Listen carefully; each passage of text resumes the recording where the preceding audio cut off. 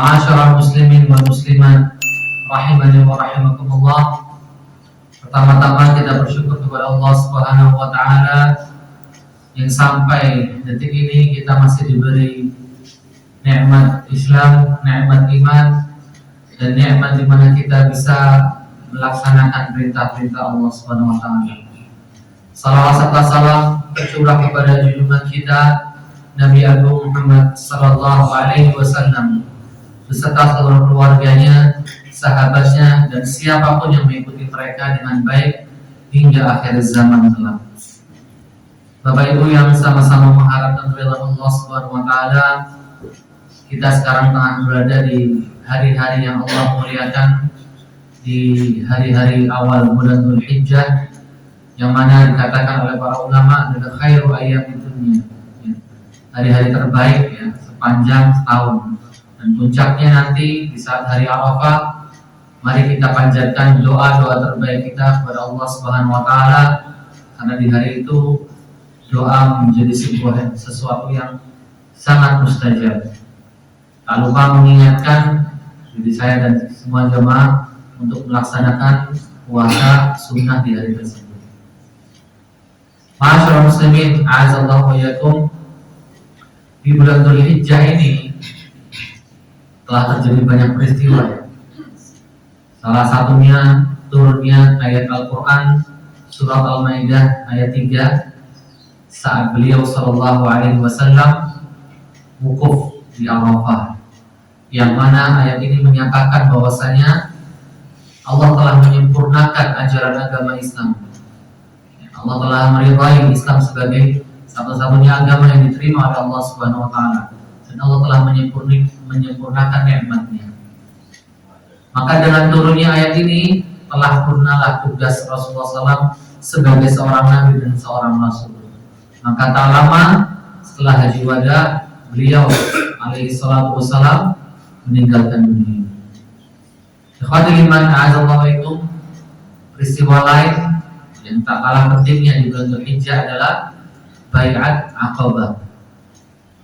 Peristiwa ini terjadi sebelum Rasulullah SAW hijrah ke Madinah. Ketika Bapak Ibu membayangkan pindah rumah, yang Bapak Ibu pikirkan pasti nanti pindahnya kemana ya? Misalnya ke Jogja. Berarti kita harus memastikan rumah kita nanti yang di Jogja bagaimana. Sudah siap pakai, sudah dibersihkan, alat-alat rumah tangga dan sebagainya, pasti akan sampai ke situ. Sehingga sudah tahu tujuannya kemana. Namun hijrah tidak sesimpel itu, Bapak Ibu yang dirahmati Allah Subhanahu wa taala. Hijrah itu meninggalkan kota kelahiran, tempat tinggalnya, menuju Madinah atau kota Yathrib, yang bertujuan kepengen membersamai Nabi, kepengen berjuang bersama Rasulullah SAW, tapi tanpa ada jaminan mau tinggal di mana. Bahkan sebagian besar para sahabat yang hijrah ke Madinah tidak memiliki kerabat atau mungkin kenalan, sekedar kenalan di kota Madinah. Jadi benar-benar sesuatu tempat yang asing, yang kayak mengadu nasib. Jadi betul-betul sesuatu yang menguji iman. Ketika kita hidup di zaman itu, belum tentu kita mampu hijrah seperti para sahabat. Ikhwatul iman, a'azzallahu wa iyyakum. Ya, karena memang ini generasi emas ya, generasi yang Allah ciptakan untuk membersamai Nabi. Maka dari itu, ketika Nabi sudah mengizinkan mereka meninggalkan kota Mekah menuju Madinah, maka satu persatu, rombongan demi rombongan menuju Madinah. Ikhwatul iman, a'azzallahu wa iyyakum.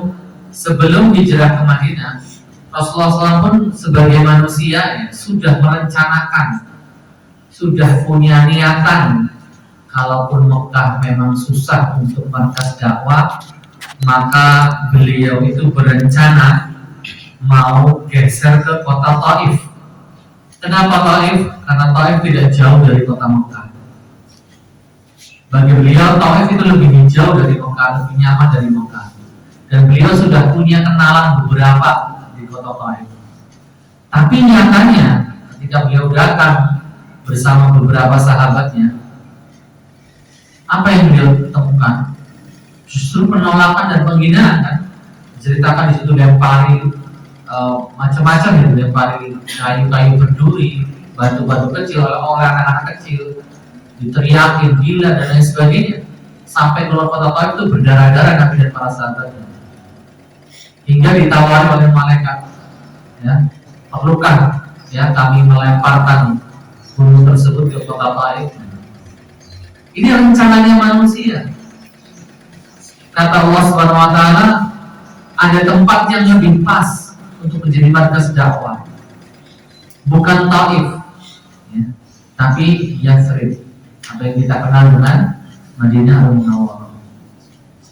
Nah, sebelum hijrah, ya, karena Rasulullah SAW itu ya pertama belum tahu negeri di Madinah itu seperti apa, bagaimana, dan juga dulu sistemnya itu sistem kesukuannya masih kuat. Nabi di Madinah memang terintimidasi oleh mayoritas pemegang kekuasaan politik di sana, sehingga dakwah tidak bisa berkembang pesat. Bayangkan selama 13 tahun di Mekah, Bapak Ibu, Rasulullah itu pengikutnya tidak lebih dari 150 orang selama 13 tahun di Mekah. Selama di Mekah tidak ada ceritanya kaum muslimin sholat berjamaah, nanti ada azan, tidak ada. Di Madinah hari keduanya gotong royong bikin masjid, kemudian ada syariat azan, sholat berjamaah dan seterusnya. Tapi di Mekah semuanya yang gak punya kekuatan akan menyembunyikan identitas keislamannya karena meminimalisir efek negatif yang akan mereka terima. Hanya beberapa personil yang memang punya power dan lain sebagainya sangat berani terang-terangan menyatakan bahwasanya dirinya dan keluarganya telah masuk Islam. Contohnya paman Nabi Hamzah bin Abdul Muthalib dan juga Umar bin Khattab. Memang dua orang ini ya tak tersentuh oleh siapapun saat itu. Namun kalau Nabi dan keluarganya tenang. Nah, Assalamualaikum, flashback sebelum Nabi lahir, syariat haji itu masih dilaksanakan. Karena syariat haji ini sudah diajarkan sejak zaman Nabi Ibrahim alaihissalam. Setelah Nabi Ibrahim meninggal dunia, anaknya Nabi Ismail terus meneruskan. Nah, pasca wafatnya Nabi Ismail, vakum tuh, nggak ada Nabi di situ.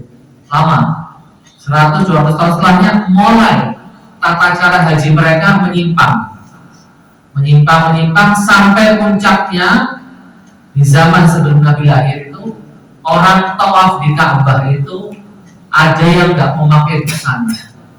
Bahkan rata-rata tawaf di Ka'bah bukan bertalbiyah, tapi justru tepuk tangan dan bersiul. Namun haji ini dilaksanakan, Bapak Ibu, uniknya setiap tahun. Dari sejak zaman meninggalnya Nabi Ismail, berapa ratus tahun fasenya, sampai menjelang kelahiran Nabi Muhammad, itu masih dipertahankan. Tapi sekali lagi ya catatan, dengan tata cara yang sudah jauh dari ajarannya Nabi Ibrahim alaihissalam.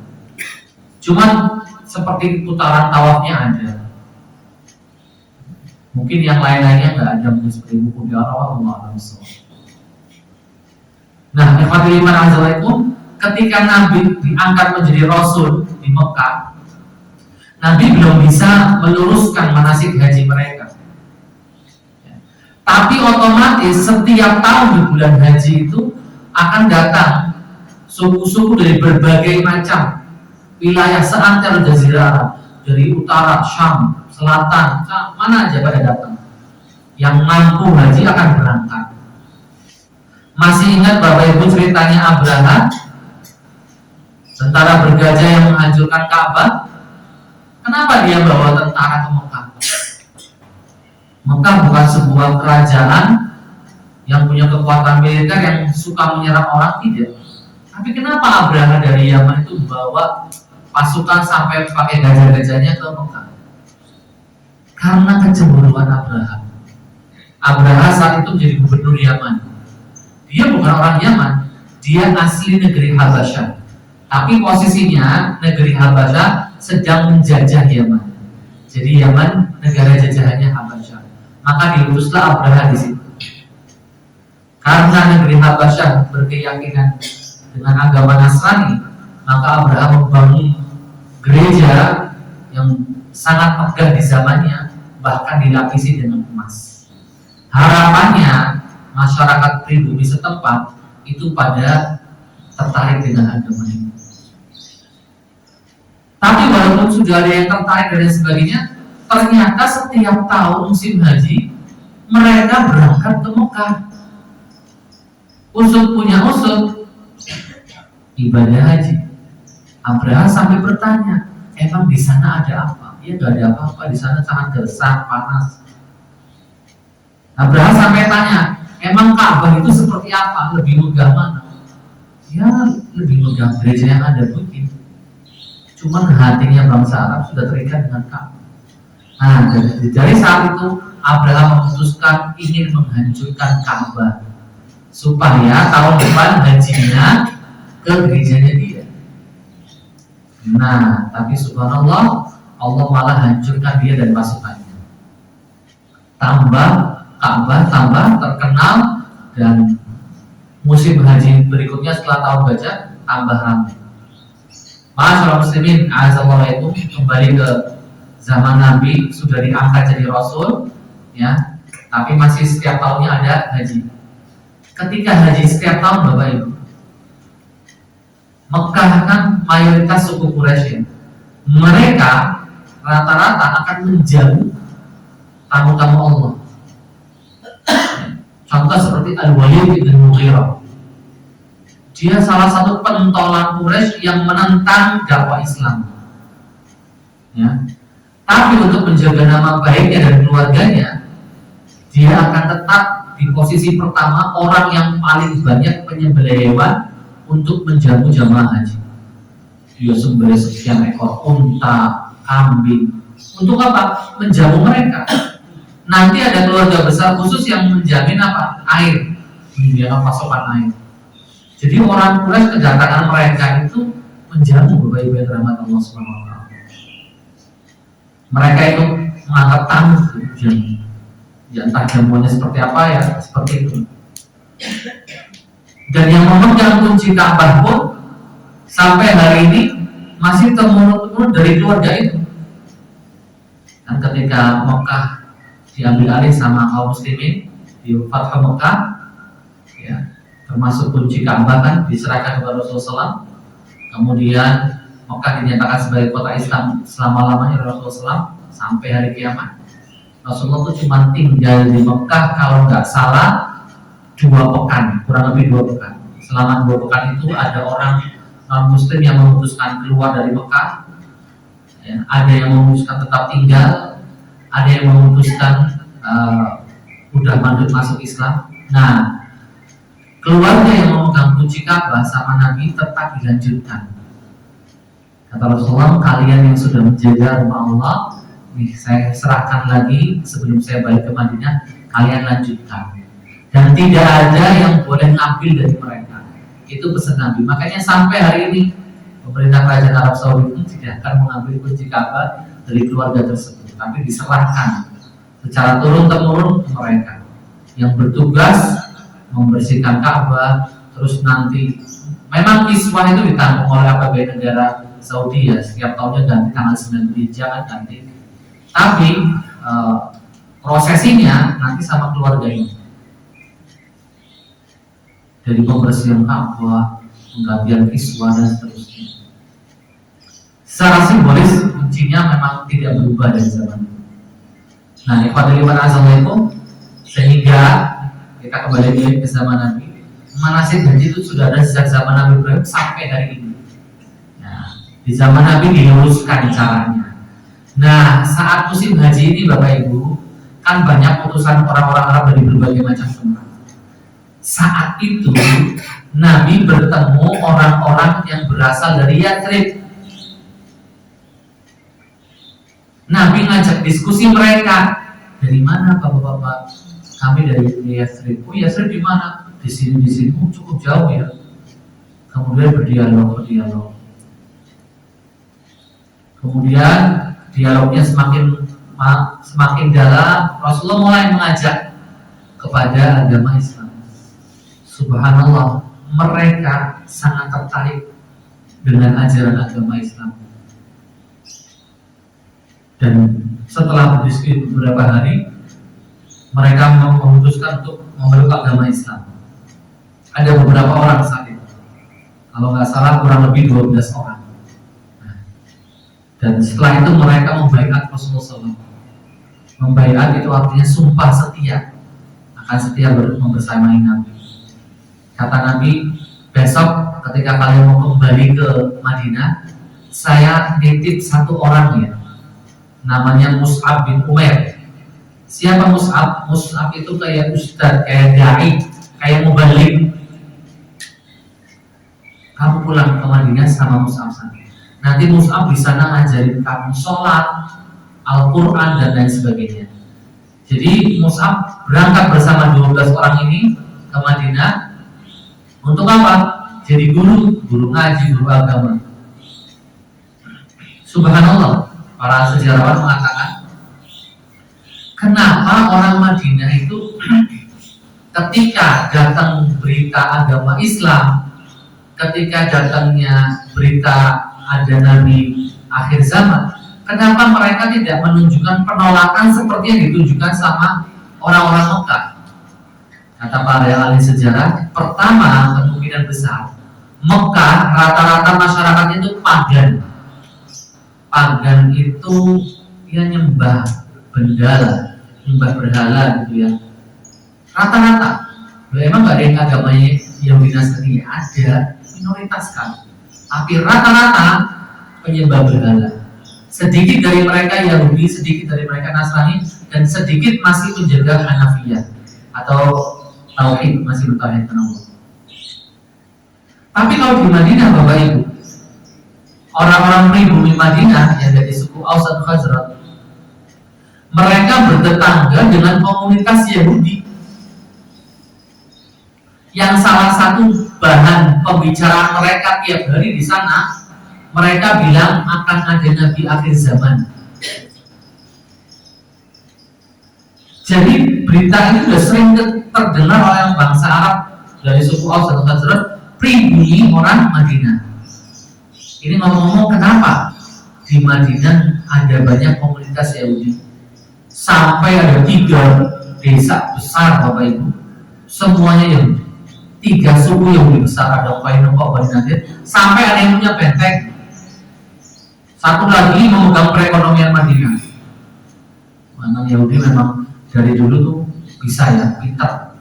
Sampai hari ini kita lihat ya, perekonomian dunia dikendalikan sama mereka. Nah, ikhwatul iman azal itu kenapa di Madinah kok banyak Yahudi? Mereka bukan asli Madinah, mereka imigran dari Palestina. Kenapa mereka datang ke situ?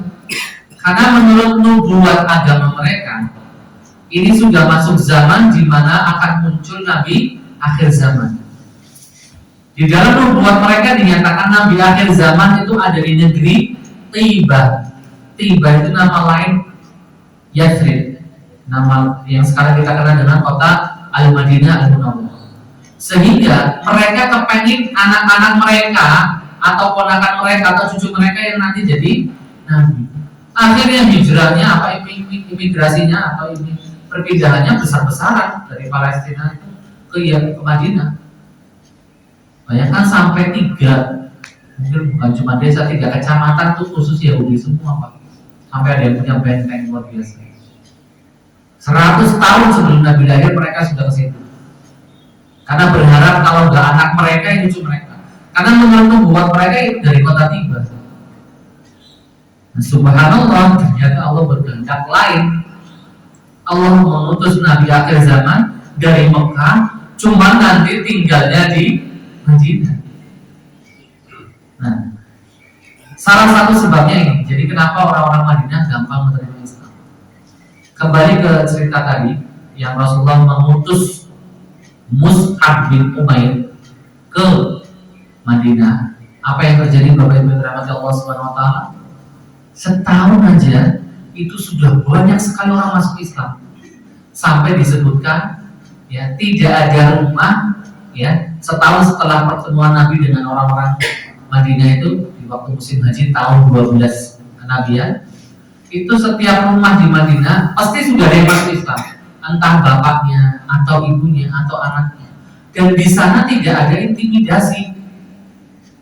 Kalau di Mekah orang masuk Islam dia akan menyembunyikan, apalagi seorang anak ketahuan emak bapaknya masuk Islam, dia apakan? Dipasung di belakang rumah, dikasih makan sangat terbatas ya. Kalau nggak dipasung diusir dari rumah jadi gelandangan. Kalau di Madinah tidak seperti tidak ada yang diusir, tidak ada yang diintimidasi. Mereka hidup seperti biasa, mendapatkan kebebasan. Nah, ini cuaca politik Madinah yang memang memberikan angin segar kepada dakwah Islam.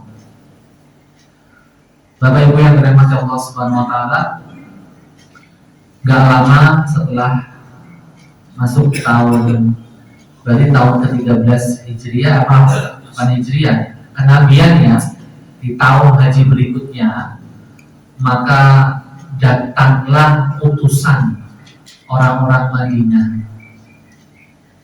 Berapa? 73 laki-laki, 2 perempuan.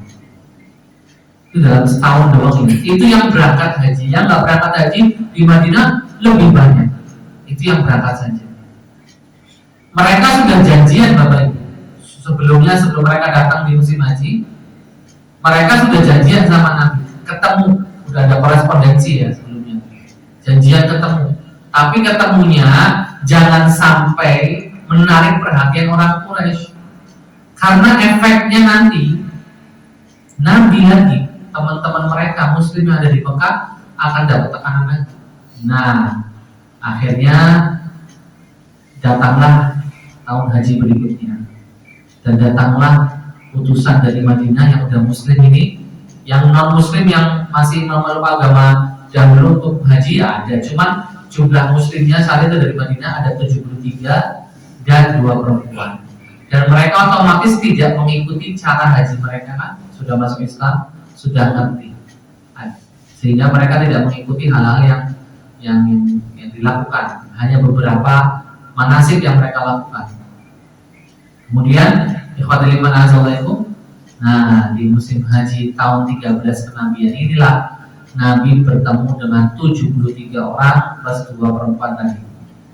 Pertemuannya Nabi disebut sebagai pertemuan yang menentukan. Mereka janjian di sebuah lembah antara beberapa bukit yang sekiranya tidak terlihat oleh banyak orang. Nabi datang bersama pamannya Abbas. Nah, ini uniknya Bapak Ibu. Abbas saat itu belum masuk Islam, nantinya akhirnya masuk Islam. Nabi datang nggak bersama Hamzah, sang paman yang sudah masuk Islam, tapi justru datang bersama Abbas, karena memang Abbas itu juga yang dituakan di sana. Datang bersama Nabi. Setelah datang menemui utusan dari Madinah, ini pamannya berkata, ini kalian orang-orang Madinah ya, kalian orang-orang Yathrib ya. Kalian tahu ini ponakan kami besarkan dari kecil. Dia ditinggal bapak ibunya di usia yang sangat kecil, lahir tanpa bapak. Usia 5 tahun ibunya meninggal dunia. Kami besarkan, kami lindungi, kami nikahkan sampai punya keturunan. Hingga hari ini dia selamat. Semenjak dia datang dengan agama barunya, bahasa pamannya itu, banyak orang menentang dia, tapi kami keluarga besarnya Bani Hashim, kami selalu melindunginya. Kemarin ponakanku bilang, katanya ada rencana mau pindah ke negeri kalian. Sekarang saya tanya sebagai pamannya, emang kalian bisa melindungi ponakan saya seperti kami melindungi dia di Madinah, di Mekah? Sampai hari itu, di situ utusan Madinah langsung berbicara. Ada yang ketua rombongan bilang, kami siap. Ada yang bilang, maaf ya jangan rendahkan kami. Di tempat kami juga ada pasukan elit Madinah yang siap membela Rasulullah SAW.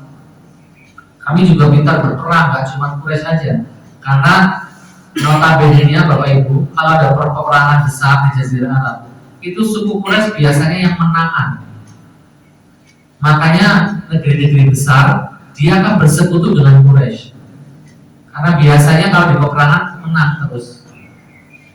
Dan Quraisy taktiknya pinter, dia bisa bayar tentara bayaran. Karena rata-rata orang Quraisy miliarder. Saya pernah dulu cerita, berbeda dengan Madinah dan kota-kota lain. Negeri Mekah itu gersang banget, tapi di sana banyak miliardernya. Padahal nggak ada tambang emas, Bapak Ibu. Kenapa? Karena mereka di suku Quraisy memonopoli jalur sutra di Jazirah Arab. Jalur sutranya adalah utara ke negeri Syam, nanti puncaknya di kota Damaskus, ke selatan ke negeri Yaman. Jadi kalau sedang ke utara, mereka membawa komoditas barang ekspor impor itu yang berasal dari Yaman, laris manis di sana. Ketika di utara mau balik ke Mekah, mereka bawa barang-barang produk utara yang nggak akan ada di selatan. Sehingga mereka berangkat ke Yaman, pasti apa? Laris manis. Setahun cuma 2 kali mereka jualan, Bapak Ibu. Tapi hasilnya luar biasa. Yang kedua, mereka nggak akan membiarkan ada suku lain mengambil profesi mereka. Itu makanya perdagangan ini ratusan tahun dimonopoli sama orang-orang Quraisy. Sampai diabadikan dalam surat Al-Fil ya. Surat Al-Quraisy ya. Lillahi Quraisy Meklata Syita Iwasai, perjalanan musim dingin dan musim panas. Setahun 2 kali, tapi sudah bisa monopoli politik ya. Ekonominya kuat, jadi politiknya tetap pegang. Ekonominya kuat, bisa bayar tentara. Aman itu jalur sutra perdagangannya, hanya mereka yang pegang. Nah, Bapak Ibu dirahmati Allah Subhanahu wa taala, orang-orang Madinah ini menegaskan ke pamannya Nabi si Abbas, kami juga punya tentara, kami juga punya pengamanan. Apa yang dibutuhkan ponakanmu kami siap. Mau butuh tanah, mau butuh apapun kami siap. Jiwa raga kami untuk siap dikorbankan untuk ponakan kami. Jadi jangan khawatir.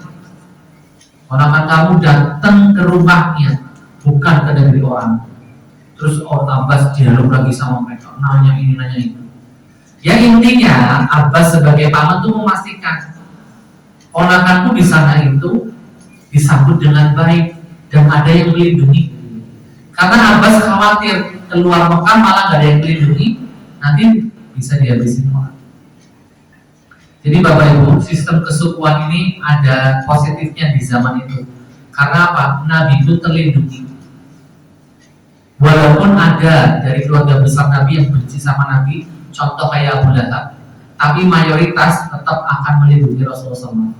Termasuk Abu Thalib kan, yang sampai nafas terakhirnya masih melindungi Rasulullah SAW. Ya. Dibesarkan oleh beliau, dinikahkan oleh beliau, sampai jadi Nabi diganggu sama masyarakat Quraisy, Abu Thalib selalu pasang badan, luar biasa.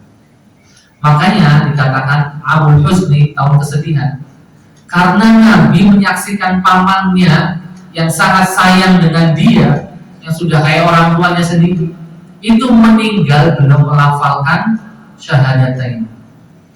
Sampai ketika mau lagi sakit parah-parahnya, Nabi bilang, paman, bersaksilah tidak Tuhan selain Allah dan aku di utusannya, nanti aku bisa bantu engkau di akhirat.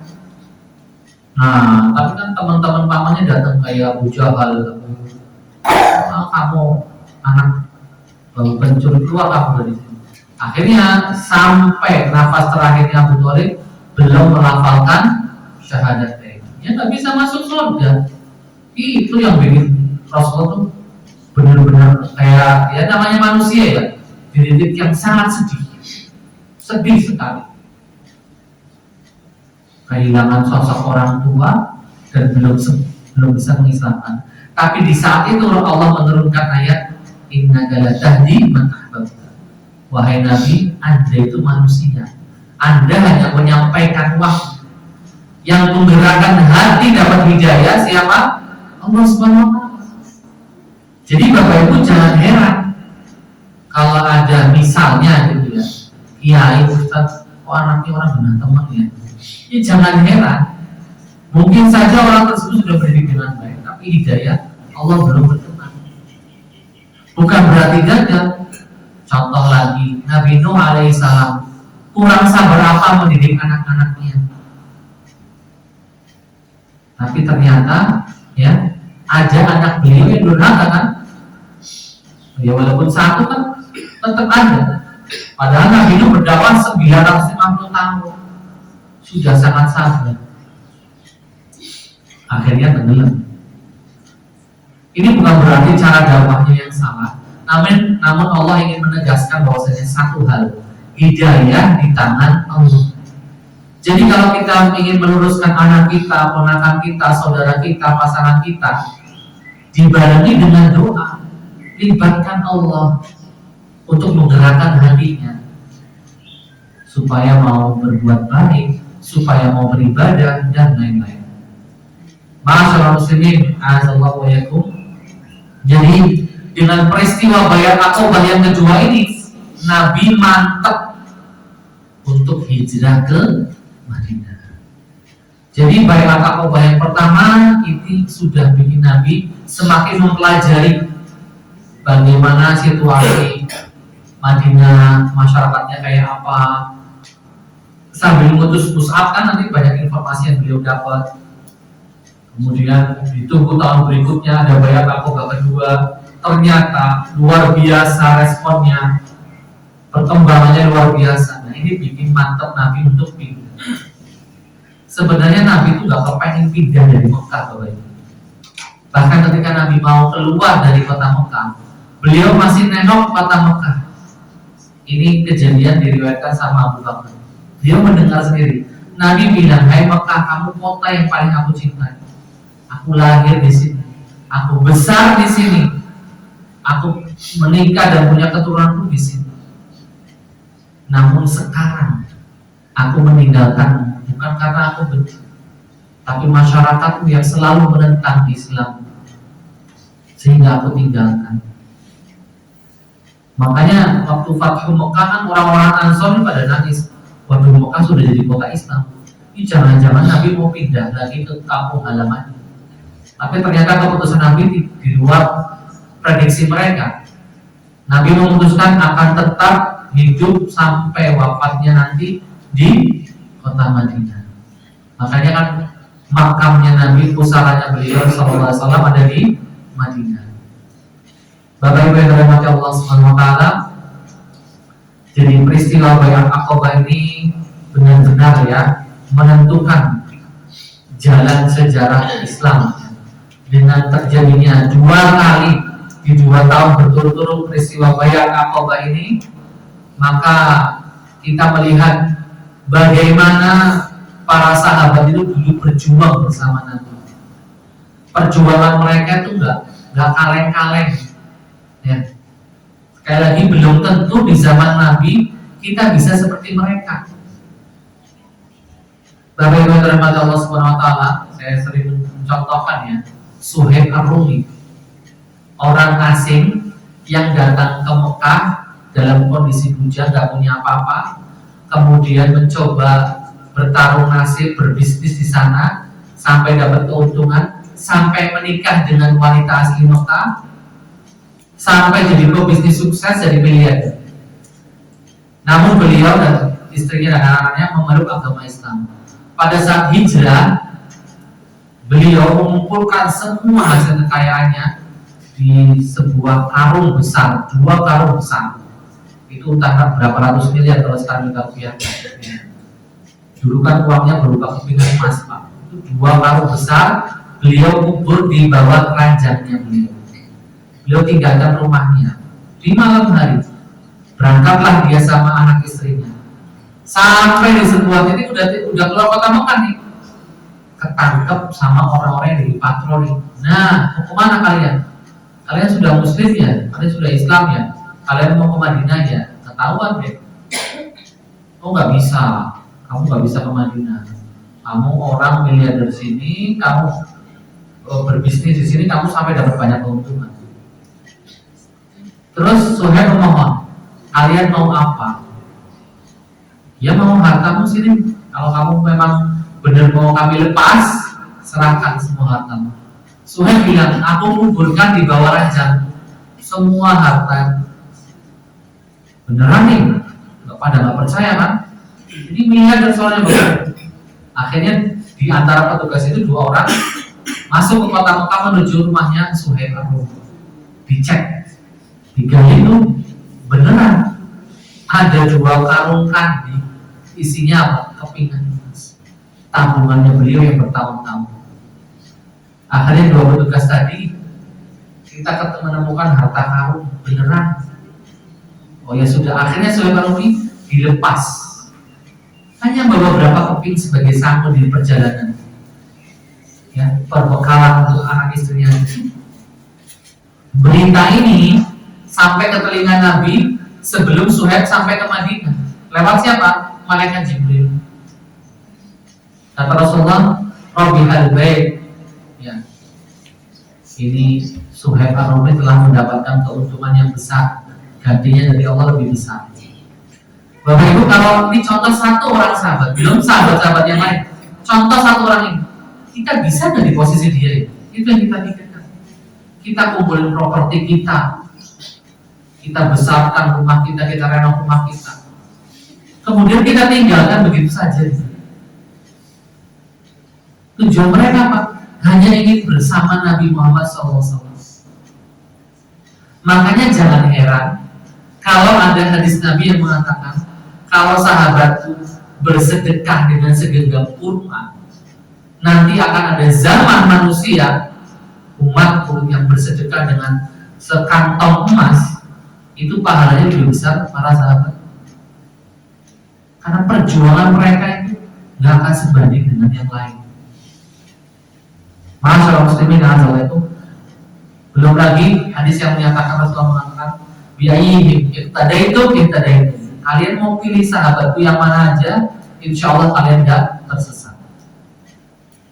Bapak Ibu yang dirahmati Allah Subhanahu Wa Taala, itu beberapa faedah dari peristiwa Bai'at Aqabah yang pertama dan yang kedua terjadi di tahun 12 kenabian dan 13 kenabian.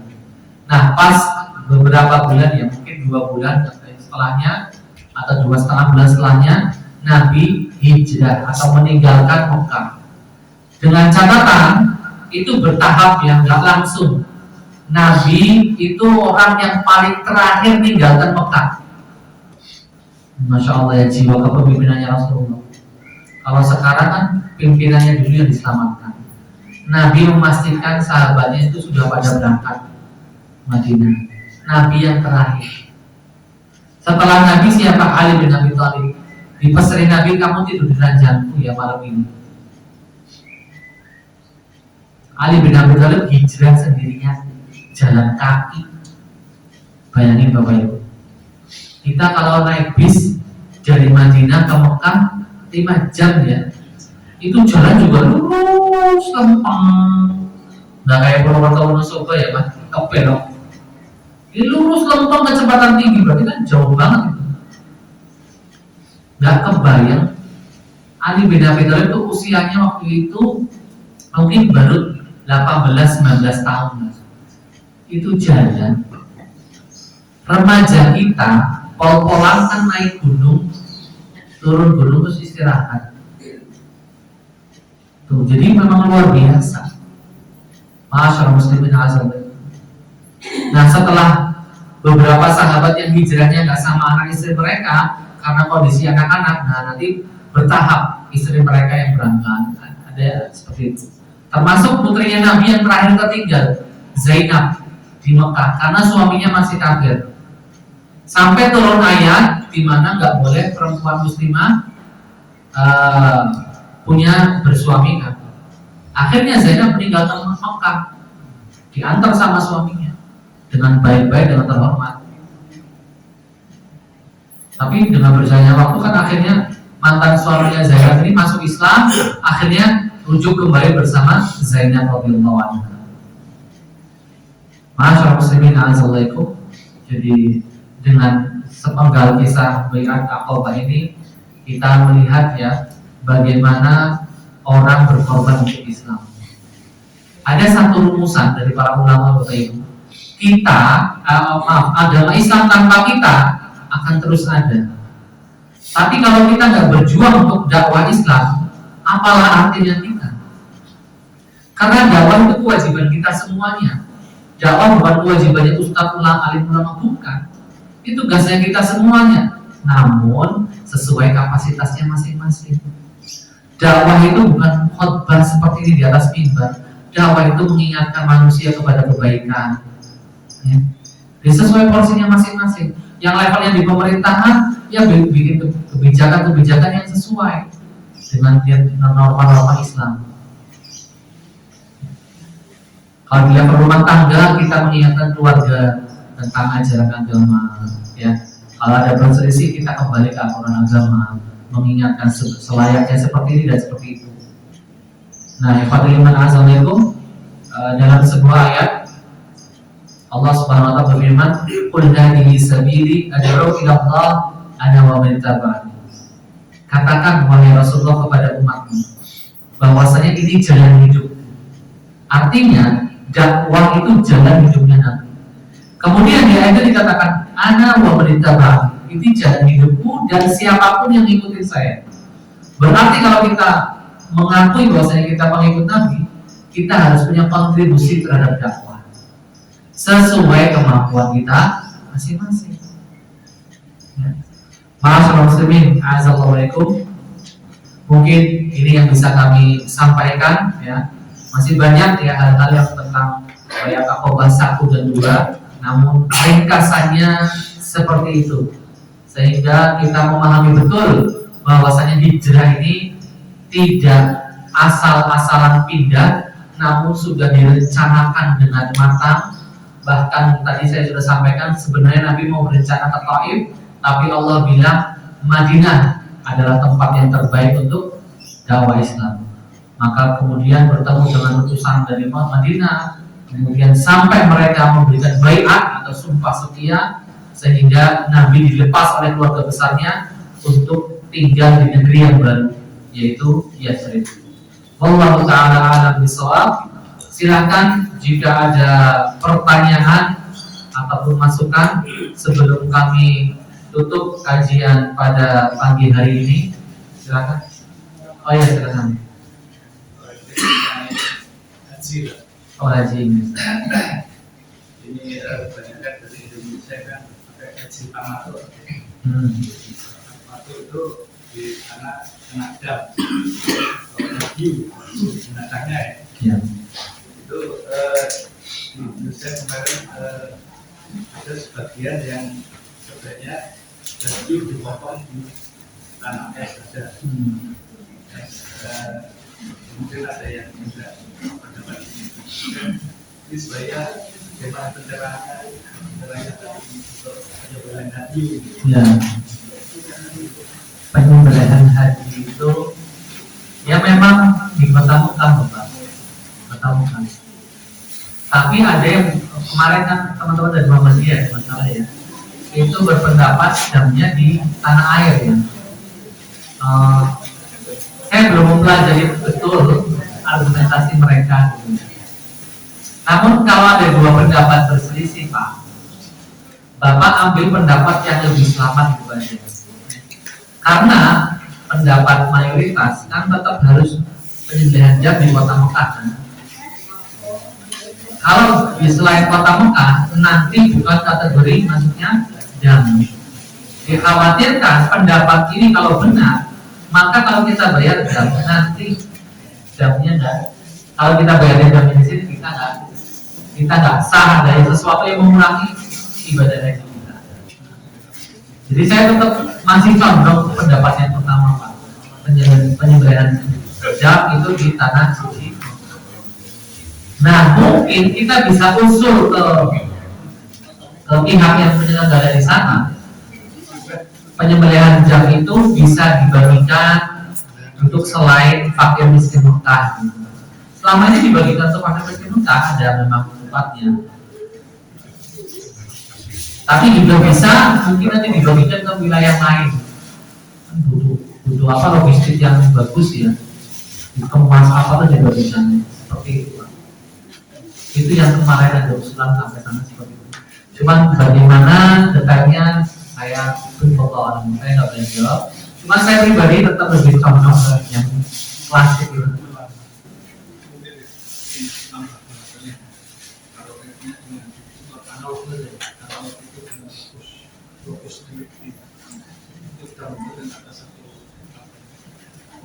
Iya. Iya betul.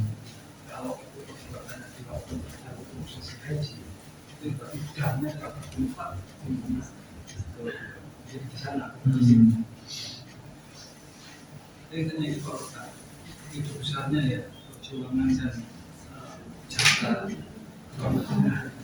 Iya betul.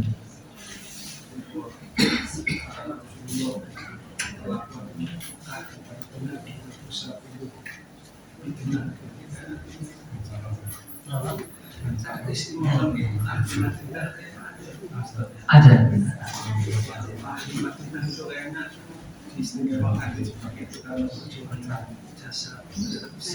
Ada namanya keistimewaan orang-orang Ansor ada. Disebut Ansor karena mereka menolong dakwah Islam, menolong para sahabat yang datang ke Madinah. Tentang kenabian, Nabi akhir zaman diketahui. Iya. Di Taurat. Iya. Menjadi apa namanya perjanjian lamanya orang Nasrani. Iya betul. Artinya kalau itu dimasukkan dalam mereka bahwa namanya alat, tapi sebetulnya tidak ada alat mereka itu tidak. Betul. Yang hatinya jujur masuk Islam. Di antara ulama-ulama besar Yahudi di Madinah, Pak, ada yang masuk Islam. Saya lupa namanya, Ka'ab ibn Ubay atau Abdul Salam. Saya lupa namanya. Ada salah satu ulama besar Yahudi Madinah. Itu kalau orang Yahudi ditanya sama orang-orang Muslim, kalian kenal ini? Oh itu ulama kami yang paling mulia, nomor 1, paling beribadah, paling bertakwa. Stop. Berapa hari berikutnya beliau masuk Islam. Dikabarin oleh Yahudi bahwasanya orang top nomor 1 mereka masuk Islam. Kata mereka, waduh itu udah gila, orang udah gak waras. Mereka gak mau masuk Islam karena satu hal, Pak, rasismenya mereka. Karena orang Yahudi melihat Nabi Muhammad itu orang Mekah. Mereka maunya Nabi dari Bani Israel seperti sebelum-sebelumnya. Kan mereka masih dari terah Bani Israel pindah ke Madinah. Harapan mereka Nabi terakhir itu dari Bani Israel. Ternyata Allah berbeda dengan keinginan mereka. Jadi banyak di antara mereka kalau ditanya Nabi Muhammad itu sebenarnya Nabi bukan ya Nabi, cuma kami nggak terimanya itu orang Arab, makanya kami nggak mau. Bapak masih ingat kisahnya di surah Ashabul Kahfi? Itu kan kisah-kisah itu Allah turunkan karena ada orang-orang Yahudi, orang-orang ahli kitabnya Yahudi, pendetanya Yahudi, kaumnya Yahudi itu ngetes Nabi Muhammad. Kamu kalau Nabi tahu nggak? Makanan pertama yang dimakan orang penduduk surga apa coba? Terus kamu tahu nggak kisahnya pemuda yang mempertahankan agamanya, yang sampai Allah tidurkan, tahu nggak? Habis itu Nabi diam. Nah kamu nggak bisa jawab kan? Tak kasih waktu kamu 3 hari. Kalau kamu nggak bisa jawab, fix kamu bukan Nabi. Belum 3 hari Allah turunkan dijawab semua. Mereka semua heran. Nggak ada yang tahu kecuali berarti orang yang memang punya ilmu. Di situ mereka mengaku, berarti ini beneran Nabi. Cuman apa ya, tersandung rasisme mereka. Begitu Pak. Sampai hari ini Pak. Sampai hari ini. Allah a'lam bishawab. Makanya kan Al-Quran mengatakan ya'rifuna hum Mereka tahu ciri-ciri Nabi akhir zaman, kayak tahu anak mereka sendiri. Ya, bapak-bapak kalau nyari anak misalnya di kerumunan pasti gampang lihat, oh itu anakku gitu.